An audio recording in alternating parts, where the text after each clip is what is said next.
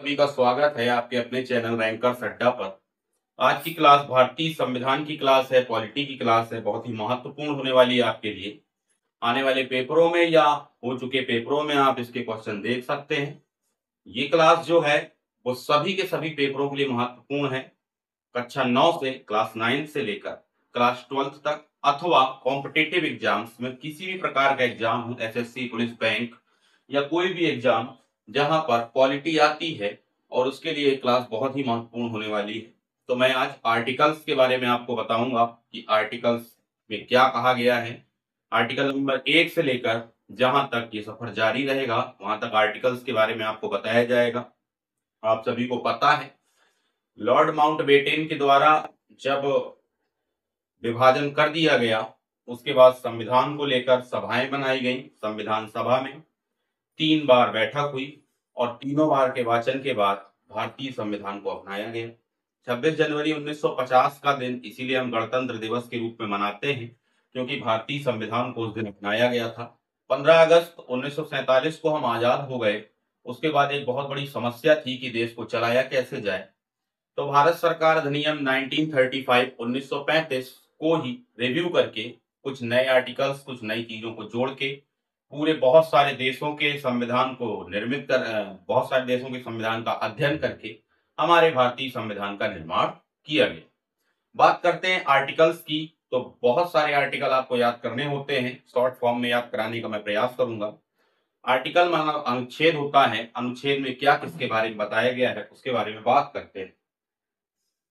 अगर हम लोग आर्टिकल नंबर 1 की बात करते हैं, अनुच्छेद नंबर 1 की बात करते हैं, तो उसमें यह बताया गया है कि भारत राज्यों का संघ है। भारत किसका संघ है? तो भारत राज्यों का संघ है। भारत एक देश है जो राज्यों से निर्मित है। भारत राज्यों का संघ है। ये आर्टिकल नंबर 1 हमको बताता है।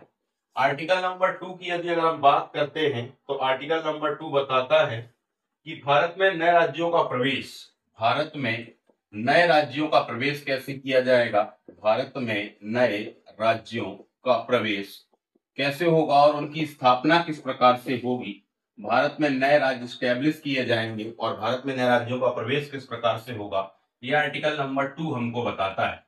आर्टिकल नंबर 3 की अगर हम लोग बात करते हैं, तो आर्टिकल नंबर 3 हमसे क्या कहता है कि राज्यों की जो सीमाओं का परिवर्तन का अधिकार होगा, राज्यों या संघ की सीमाओं में, यानी जो बॉर्डर्स हैं, सीमाओं में परिवर्तन का अधिकार भी भारत सरकार को यानी भारतीय संविधान को दिया गया है। भारत की राज्यों में सीमाओं में परिवर्तन का अधिकार आर्टिकल नंबर 3 के अंतर्गत हम लोगों को देखने को मिलता है। अगर आर्टिकल नंबर 4 की हम बात करते हैं, जो भी मैं कुछ लिख रहा हूं उसको कॉपी में नोट डाउन करते रहेंगे आप। तो आर्टिकल नंबर 4 हमसे कहता है, आर्टिकल नंबर 4, 5, 6, 7 और 8 अस्पृश्यता के नियम को दर्शाता है। कौन से नियम को दर्शाता है? अस्पृश्यता के नियम को दर्शाता है। तो अस्पृश्यता का नियम आपको याद रखना है। आर्टिकल नंबर 9 जो महत्वपूर्ण है, बहुत ही आपके लिए बहुत ही इंपॉर्टेंट है, उसके बारे में आप ध्यान से सुनिएगा।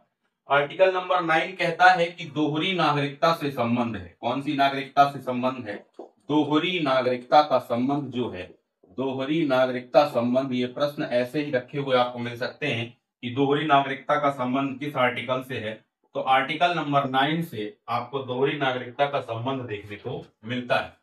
यदि आर्टिकल नंबर 11 की बात करते हैं, 11 की बात करते हैं, तो आर्टिकल नंबर 11 हमसे कहता है कि संसद जो है, संसद नागरिकता से संबंधित कानून बना सकती है।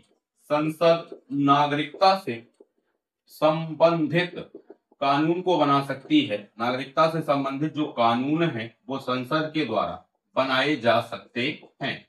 जैसे कि आप देख रहे हैं, बहुत सारे दो देश के शरणार्थी, बांग्लादेश के शरणार्थी भारत में आ गए, तो उनको नागरिकता कैसे दी जाए, या पाकिस्तानी हिंदू जो भारत में आ गए, या अदर देश के हिंदू जो वहां परेशान हैं वो भारत में आए, उनको नागरिकता देने के संबंध में आर्टिकल नंबर 11 काम करता है, आर्टिकल नंबर 11 काम करता है। अगला जो आर्टिकल है वो आर्टिकल नंबर 14 जो महत्वपूर्ण है आपके लिए। आर्टिकल नंबर 14 कहता है कि विधि के समक्ष समानता। विधि का मतलब कानून होता है। कानून के समक्ष सभी को समान अवसर प्रदान है। कानून के समक्ष समानता, ऐसा नहीं है कि आप पद, प्रतिष्ठा, धन, बाहुबल किसी चीज से बड़े हैं तो आपको कानून के समक्ष अलग कुछ मिलेगा। अगर आपने चोरी की है तो आपको भी वही सजा होगी जो किसी गरीब व्यक्ति को या किसी अमीर व्यक्ति को हो सकती है। तो विधि के समक्ष सभी समान हैं, ये आर्टिकल नंबर 14 बताता है। विधि का मतलब कानून से है, जो नियम है देश के, उसके समक्ष सभी व्यक्ति समान होंगे, चाहे वह बड़े से बड़े हों या फिर छोटे से छोटे हों। अगर बात करते हैं आर्टिकल नंबर 15 की, आर्टिकल नंबर 15 हमसे कहता है कि जाति धर्म जाति वंश कुल लिंग के आधार पर कोई भेदभाव नहीं किया जा सकता, के आधार पर कोई भी भेदभाव नहीं हो सकता। तो किसी भी प्रकार का कोई भी भेदभाव नहीं हो सकता। कोई भी व्यक्ति हो, किसी भी धर्म का हो, किसी भी जाति का हो, किसी भी वंश का, कुल का अथवा किसी भी लिंग से संबंधित हो। आर्टिकल नंबर 15 सभी को समानता का अवसर प्रदान करता है, सभी को समानता बताता है कि किसी के साथ कोई भी भेदभाव नहीं किया जा सकता है। इसी प्रकार अगर हम लोग आर्टिकल नंबर 16 की बात करते हैं तो आर्टिकल नंबर 16 सभी को समान अवसर देने की बात करता है। जितने भी व्यक्ति भारत में रहते हैं, जो भारत के नागरिक हैं, उनको समानता का अधिकार है और समान अवसर का भी अधिकार है। किसी भी व्यक्ति को आप अवसर से नहीं रोक सकते। तो अवसर की समानता, आर्टिकल नंबर 16 क्या कहता है? अवसर की समानता सभी के लिए है। अवसर की समानता सभी के लिए देखने को मिलती है। आर्टिकल नंबर 17 जो है वो अस्पृश्यता का अंत है। अस्पृश्यता का मतलब होता है छुआछूत। जो छुआछूत है, कोई छोटा कोई बड़ा, का अंत करने के लिए एक आर्टिकल बनाया गया, बहुत ही महत्वपूर्ण है। बहुत बार पेपरों में पूछा गया है कि छुआछूत का अंत किस आर्टिकल्स के संक्षेप के तहत किया गया। तो आर्टिकल नंबर 17 के तहत सभी प्रकार के छुआछूतों का अंत कर दिया गया। कोई भी व्यक्ति छोटा या बड़ा नहीं है, ऐसा माना जा सकता है। आर्टिकल नंबर 17 में भारत में बहुत सारी छुआछूत को लेकर संबंध में बहुत सारी घटनाएं घटित होती रही हैं, आज भी घटित होती हैं। संविधान लागू होने के बाद जब ये स्थिति है, तो संविधान लागू होने के पहले क्या स्थिति रही होगी। तो article number 17 is most important article, कि छुआछूत का अंत है, अस्पृश्यता का अंत है। Article number 17।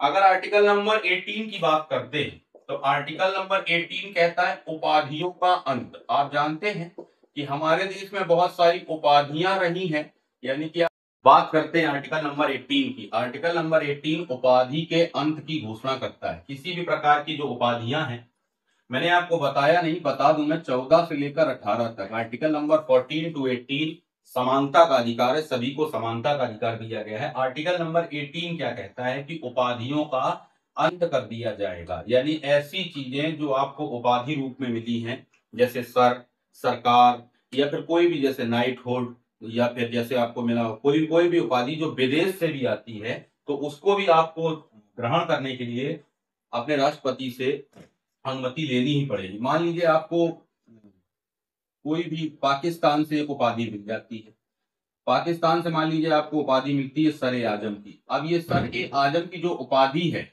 इसको लेने के लिए आपको भारत की राष्ट्रपति से अनुमति लेनी पड़ेगी। जब आप भारत की राष्ट्रपति से अनुमति लेंगे, तभी आप पाकिस्तान की उपाधि को हासिल कर सकते हैं, पर उसका प्रयोग आप भारत में नहीं कर सकते हैं। बात करते हैं आर्टिकल नंबर 19, जो कि भारत की संविधान की रीढ़ कहा जाता है।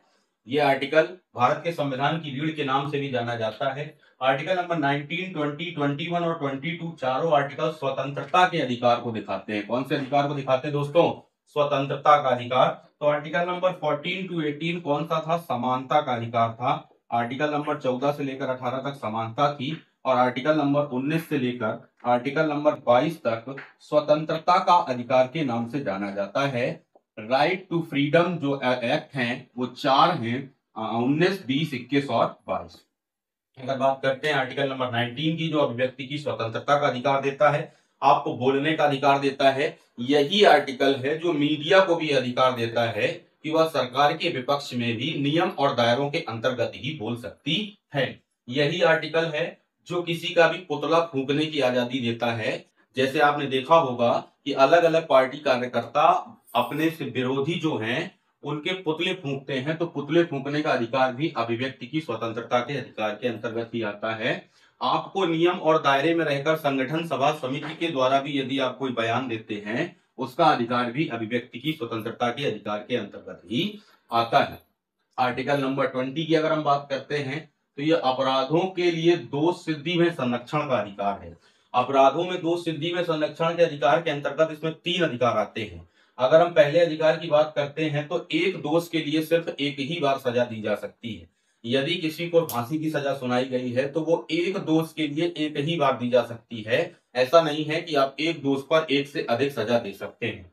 दूसरा नियम ये कहता है कि कोई भी व्यक्ति अपने ही खिलाफ गवाही नहीं दे सकता है। किसी भी केस में कोई भी व्यक्ति अपने ही खिलाफ गवाही नहीं दे सकता है। ये अपराधों के लिए दोष सिद्धि के संरक्षण का अधिकार है। अभिव्यक्ति की स्वतंत्रता आर्टिकल नंबर 19 में आती है, और अपराधों के लिए दोष सिद्धि का संरक्षण में अधिकार आर्टिकल नंबर 20 में, आर्टिकल नंबर 20 में आता है। आर्टिकल नंबर 18 को भी आपको समझना था कि उपाधि के अंत का अधिकार है। अगर किसी भी अन्य देश से आपको कोई उपाधि प्राप्त होती है, तो वह उपाधि आपको ग्रहण करने के लिए अपने राष्ट्रपति से आपको अनुमति लेनी ही लेनी होगी।